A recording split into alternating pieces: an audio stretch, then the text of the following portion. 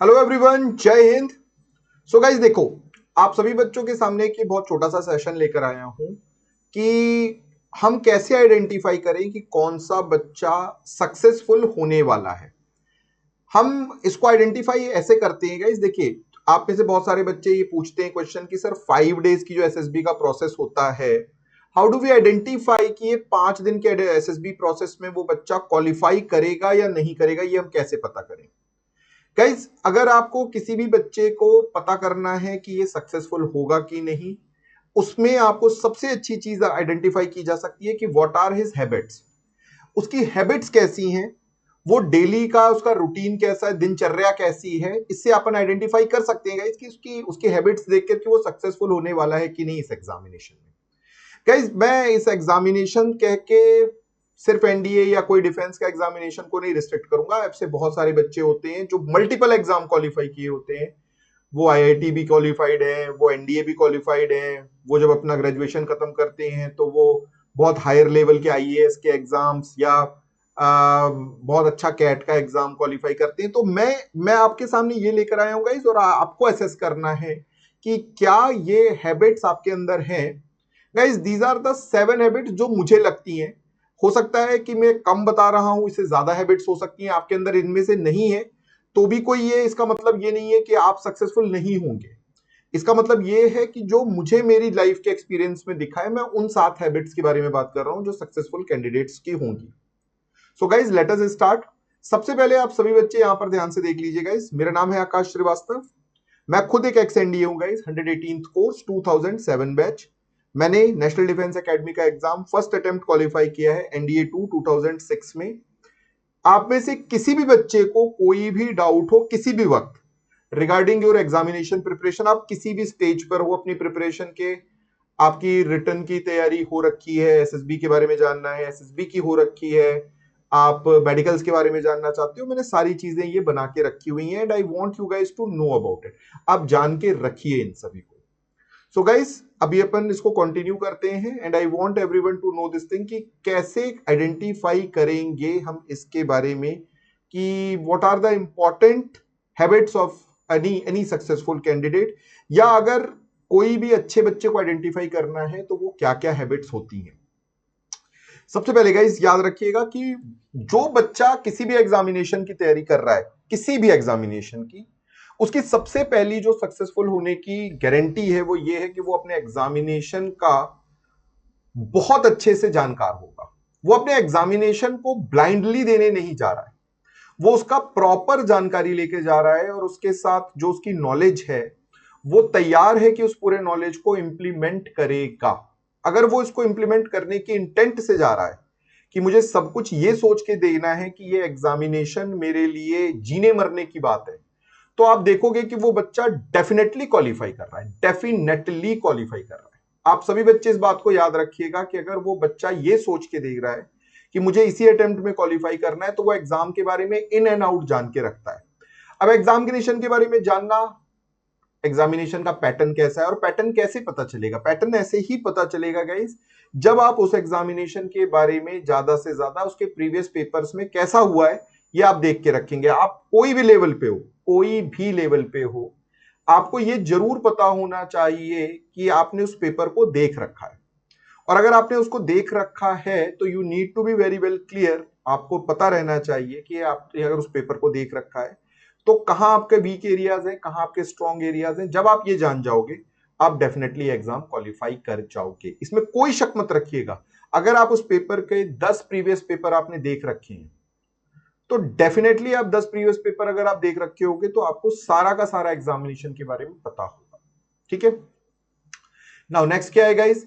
अब आप सभी बच्चे यहां पर याद रखिएगा, this is a very very important point कि जो बच्चे सक्सेसफुल होने वाले होते हैं वो अपना टाइम बहुत अच्छे तरीके से, एग्जामिनेशन का जो टाइम है या आप किसी भी और चीज में अगर आप इंगेज हो तो आप उन सभी चीजों को ऑर्गेनाइज करके बहुत अच्छा रखते होगे। मतलब आपके पास plan, day plan, week plan, monthly plan, या अगर आपका क्वार्टरली प्लान भी है अगर कोई, तो आप उसको बहुत अच्छे तरीके से प्रिपेयर करके रखे होगे कि आप उसको करोगे कैसे, उसको करने कैसे वाले हो। आप लोगों को याद रखना है गाइस कि बहुत सारे एग्जामिनेशन में ये होता है कि आपका कोई सब्जेक्ट इजी है, कोई सब्जेक्ट टफ है, कुछ में आपकी अच्छी कमांड है, कुछ में आपकी नहीं है। जो बच्चे श्योर शॉर्ट क्वालिफाई होने वाले होते हैं, आप लोगों को पता चलेगा कि वो बच्चे बहुत अच्छे से जानते हैं कि मुझे किस पे ज्यादा जोर लगाना है और किस पे नहीं लगाना है, या मैं किसको बाद में भी कर सकता हूं, आखिरी समय में भी कर सकता हूं। मैं फिर से वही बात की बात शुरू करूंगा गाइस कि अगर आप श्योर हो कि एग्जामिनेशन क्वालिफाई करना है, अगर आप श्योर हो, तो आपके पास आपके टाइम प्लानिंग बहुत अच्छी होनी चाहिए। अगर आप मैथ्स में कमजोर हैं तो डेफिनेटली मैथ्स में समय ज्यादा लगेगा, इंग्लिश में समय ज्यादा लगेगा। अगर आपको लगता है आपकी मैथ्स, इंग्लिश या साइंस अच्छी है, तो हो सकता है आप थोड़ा कम समय देके चला लें। बट होता क्या है, इस गलतियां यहां पर जो सबसे ज्यादा होती हैं वो ये हो जाती है कि बच्चे ऑर्गेनाइज तरीके से नहीं होते हैं और अननेसेसरी जो सब्जेक्ट अच्छा लग रहा है उसी उसी को करे जा रहे हैं, उसी उसी को करे जा रहे हैं, बाकी सारे सब्जेक्ट्स को पूरी तरीके से इग्नोर कर दिया, which is wrong, which is, believe me guys, which is wrong. So you need to know कि अपना टाइम, अपना लिमिट, अपना सब कुछ ऑर्गेनाइज करके रखना is a very important thing, very very important thing. Now what guys, अगली चीज क्या है गाइज? देखो, जो बच्चे बहुत अच्छे से प्रिपरेशन कर रहे होते हैं वो रेगुलर ब्रेक्स भी लेते हैं। बट गाइज देखो, रेगुलर ब्रेक का मतलब होता है कि रेगुलर ब्रेक का मतलब यहां पर मैं समझा दूंगा इसकी, ऐसा नहीं होना चाहिए कि आप पढ़ाई कम कर रहे हो, ब्रेक ज्यादा हो रहा है। अगर ऐसा हो जाएगा कि अगर आपकी पढ़ाई कम है और ब्रेक्स ज्यादा है, तो आपकी प्रिपरेशन में कॉम्बो नहीं बनेगा, फोकस नहीं बनेगा। आपको दिखेगा कि अगर वो बच्चा 5 बजे खेलने जाता है, तो जो सक्सेसफुल होने वाला बच्चा है, आपको दिखेगा कि वो उस चीज को भी लेके बड़ा सीरियस है कि मैं 5 बजे खेलने जाता हूं, मैं 5 बजे दौड़ता हूं, या मैं 5 बजे कुछ भी करता हूं, पूजा करता हूं, योगा करता हूं, कुछ भी करता हूं, वो उस चीज का बहुत रेगुलर ब्रेक लेगा। ऐसा भी नहीं होगा कि आपको पता चल रहा है कि वो फुल टाइम किसी एक चीज में इंगेज्ड है और वो फुल टाइम उसी जगह पर अपना दिमाग लगाकर बैठा है और अपने आप को पूरी तरह से वहीं का दे रखा है और अपने आप को चेंज नहीं कर रहा है। So you need to understand कि ये जो रेगुलर ब्रेक्स वाली चीज है, ये बहुत ही आपको पता चलेगा।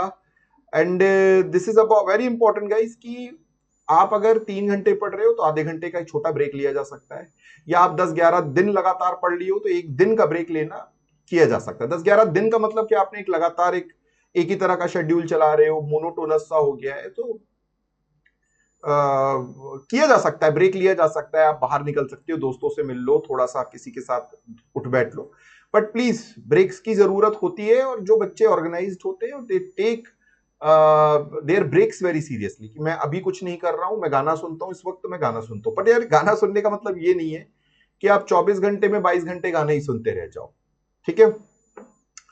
नाउ गाइस, अगला पॉइंट, प्लीज स्मॉल माइलस्टोन्स रखिए, बहुत जरूरी पॉइंट है गाइस। छोटे छोटे बेबी स्टेप से बढ़ना है, छोटे छोटे बेबी स्टेप से जब आप करना शुरू करोगे और जब छोटे छोटे टारगेट्स लोगे, तो आपको एक तो सेंस ऑफ अचीवमेंट आएगी कि मुझे ये चीज अब बनने लगी है, पहले नहीं आती थी। जब आप छोटे छोटे काम के साथ आप बढ़ने लगेंगे, तो आपको अच्छा लगेगा कि आप प्रोग्रेस की तरफ जा रहे हैं, आपका प्रोग्रेस हो रहा है। You need to know guys कि स्टडिंग कंटिन्यूअसली पूरा सिलेबस करे जा रहे हैं एंड फाइनली एक आउटपुट का सोचने की चीजों पे लगे हैं, no, don't do this thing. Small milestones रखिए कि जैसे मैंने आज का टारगेट लिया हुआ है जी, let's say 20 word antonym synonyms के पढ़ने हैं या इडियम एंड फ्रेजेस करने हैं। सो अगर मैंने 20 वर्ड या एंटोनिम सिनोनिम्स का टारगेट लिया हुआ है, तो मेरे लिए सफिशिएंट है कि आज के दिन में उसको कंप्लीट करूं, उस पर पूरा फोकस रखूं and then I should move ahead. आज का दिन सेंस ऑफ अचीवमेंट के साथ फील होगा और उस सेंस ऑफ अचीवमेंट के साथ आप आगे बढ़ पाओगे, उसी सेंस ऑफ अचीवमेंट के साथ आप आगे। छोटे छोटे छोटे छोटे माइलस्टोन्स रखिए। आज जैसे मान लीजिए मैंने टारगेट लिया है कि 50 क्वेश्चंस हिस्ट्री के करने, 50 क्वेश्चन मैथ्स के करने, लेट से, तो मैथ्स के क्वेश्चन 50 करिए आज के लिए, इंजॉय कीजिए कि आज मैंने कर लिया अपना target achieve.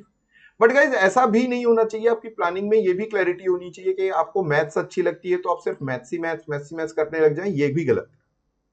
Now what else guys, please, जो बच्चे अपनी बहुत बहुत सिंसियर, मैं एक पॉइंट बोल रहा हूँ गाइस, जो बच्चे बहुत सिंसियर हैं अपनी प्रिपरेशन को लेके गाइस, उनकी प्रिपरेशन बहुत जल्दी शुरू हो जाती है। उनको ये समय नहीं लेना होता है कि मैं अब लूंगा क्लास, मैं तब लूंगा क्लास, मैं 2 दिन के बाद आऊंगा। जितनी जल्दी आपने रिवीजन शुरू किया, जितनी जल्दी आपने रिवीजन शुरू किया, उतनी जल्दी आप सक्सेसफुल होंगे। ये बहुत ही जरूरी पॉइंट है गाइस कि रिवीजन करने के लिए समय चाहिए और उसके लिए प्रिपरेशन जल्दी चाहिए। जितनी जल्दी आप करना चाहो, जितनी जल्दी आप शुरू करोगे, उतना फायदा आपको होगा। नाउ गाइस, नेक्स्ट क्या है, आप लोगों को याद रखना है रिवीजन टेक्निक्स बहुत अलग अलग लोगों की अलग अलग तरीके की होती है। प्लीज ये याद रखिएगा गाइस, रिवीजन हर सब्जेक्ट के लिए अलग तरीके से हो सकता है। कुछ के लिए आप दोबारा से क्वेश्चन सॉल्व करो, 100 फॉर्मूले याद करो, हो सकता है कुछ के लिए आप फिर से थ्योरी पढ़ने पे उतरो कि अब मेरे को थ्योरी समझ में नहीं आ रही है। तो जैसा भी होता है गाइस, वैरायटी होनी चाहिए आपकी, और डेफिनेटली जब आप वैरायटी के साथ बढ़ते हो तो आपको दिखेगा कि जो सक्सेसफुल होने वाले बच्चे होते हैं उनको पता है कि कहां पर पेन पेपर लेके पढ़ना है, लिखना है, सॉल्व करना है, कहां पर बुक्स को लेना है, कहां पे इंटरनेट का कैसे यूज करना है।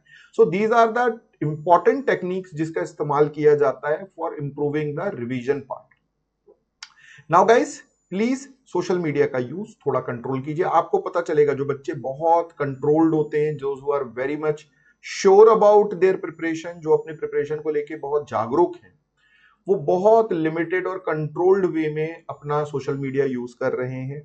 And you need to understand कि जब अगर आपका सोशल मीडिया कंट्रोल्ड वे में रहेगा, होता क्या है गाइस, फायदा भी है और नुकसान भी है। अगर आप उसमें डिस्ट्रैक्टेड हो गए तो डेफिनेटली आप लूज कर जाएंगे अपना सारा मोमेंटम, सारा का सारा मोमेंटम आप अपना लूज कर जाएंगे। सो प्लीज इसको याद रखिएगा गाइस कि जब आप सोशल मीडिया की पॉलिसीज बना रहे हो, अपने लिए सोच रहे हो सोशल मीडिया के लिए, तो बी वेरी वेल क्लियर। आपको यहां पर याद रखना है कि सोशल मीडिया की जब आप प्लान कर रहे हैं, कुछ भी प्लान कर रहे हैं, तो ये क्लैरिटी रहे कि सोशल मीडिया का यूज बहुत फायदेमंद भी है, बहुत पावरफुल यूज भी है, पर अगर आपके कंट्रोल से बाहर गया तो ये बहुत नुकसान भी पहुंचाएगा। और जो बच्चे सक्सेसफुल हो रहे होते हैं, आपको दिखेगा कि they are very well sure, very well restricted about their preparation, कि वो कितना यूज करना चाहते हैं और क्या यूज करना चाहते हैं। मैं देखता हूं कि बच्चे पूरे चौबीसों घंटे मोबाइल पे रहते हैं, विच इज रॉन्ग गाइस। आप इतना क्या कर रहे हो? यानी अगर आप खुद की प्रिपरेशन पे हाथ नहीं रख रहे हो, पढ़ खुद से नहीं रहे हो, देख खुद से नहीं रहे हो, पेन पेपर की आदत नहीं है, तो अल्टीमेटली आप लूज कर जाओगे अपना मोमेंटम। नाउ गाइस, सभी बच्चे, फिर से मैं आप लोगों को बता देना चाहता हूं, माय नेम इज आकाश श्रीवास्तव। किसी भी बच्चे को कहीं भी कोई शक हो regarding your preparation, please join my academy, that is Vatsalya defence academy. किसी भी बच्चे को कहीं कोई डाउट होता है तो हमारी चैनल को ज्वाइन करें।